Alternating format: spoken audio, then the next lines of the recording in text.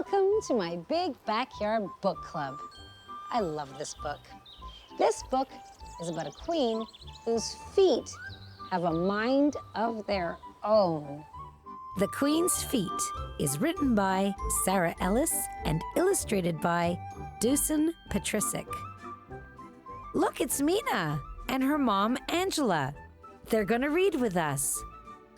I'm gonna curl up in my book nook. What about you? Are you comfy? Hi, Giselle. We're reading The Queen's Feet today, so we thought what a better place to be than at the Shoe Museum to read our book. Great! Let's sit back, relax, and read. Once there was a queen called Queen Daisy who had a great deal of trouble with her feet. Those feet did not want to behave themselves in a royal way at all. Those feet did not want to wear proper queen shoes. Sometimes they wanted to wear big yellow gumboots or fuzzy red slippers with faces. Sometimes they wanted to wear heavy boots to crash up and down stairs, or rubber thongs that flip-flopped when they walked. What's she doing to the floor with her feet? Smashing Smashing the floor. to pieces. Sometimes they wanted to wear sandals to show off the queen's special striped socks or her purple painted toenails. Sometimes those feet didn't want to wear any shoes at all. Even when Queen Daisy forced her feet to dress properly, they would not act properly. One day, when she was christening a new ship, those feet made her climb right up the rigging to the crow's nest and dance the hornpipe. Another time, during a very long speech at a royal dinner, the queen's feet took her down to the kitchen and kept her there, telling knock-knock jokes to the cook until all the important people went home. Once Queen Daisy had to be polite to a whole garden full of ladies in large hats. That day, the royal feet made the queen walk right out of her shoes and right into a pond where the goldfish tickled her toes. What's that goldfish doing right there? I guess. Oh, what's that one doing? He's tickling. Tickle, tickle. I've never had goldfish touch my toes. I bet they would tickle. I do like to go barefoot though. Do you? Never. Never? Not even in the summertime and your feet in the grass? The Queen's feet were particularly naughty at balls. They would suddenly begin kickboxing or doing the splits or tap dancing on the marble palace floors. One day, the Queen's feet went too far. King Marvin was visiting from a next-door kingdom. He was mean. He was a bully. He thought he was the boss of everybody. The Queen's feet felt as though they were being stepped on. Finally, they could not stand it another minute, and one of them kicked the king in the ankle.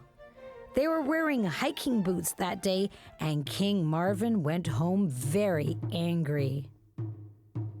Queen Daisy wrote a long letter in her best printing to say she was very sorry for the bad behavior of her feet.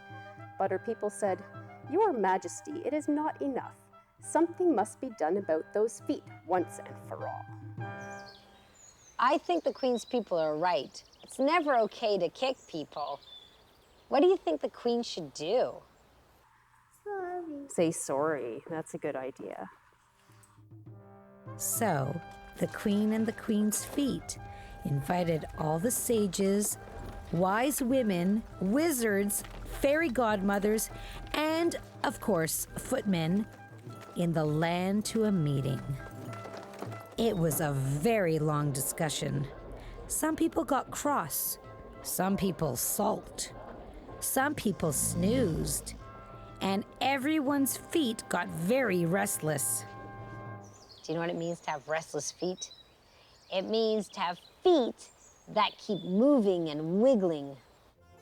But finally, they sorted it out. The Queen's feet agreed to behave royally most of the time. They would wear proper shoes, walk quietly, dance sedately, and stay out of puddles. But for 1 hour each day, the hour when afternoon slips into evening, the Queen's feet could be footloose and fancy-free. They could cut up, act out, and carry on. They could raise a ruckus and kick up a fuss. For 1 hour each day, the Queen's feet ruled.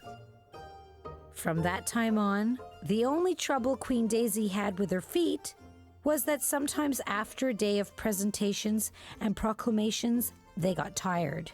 When that happened, she would stay home in the evening and share a lemon popsicle with her husband, Prince Fred. He would give her feet a good rub, and that was very nice for both of them. The end. Reading about the Queen's feet doing all those silly things made me smile. Thanks for joining us. Bye, Giselle. Every day, you've got the need. Every day, you've got to read. Bye. The Queen's Feet is written by Sarah Ellis and illustrated by Dusan Patricic and published by Red Deer Press. To join my Big Backyard Book Club, log on to tvokids.com and click on the Big Backyard button.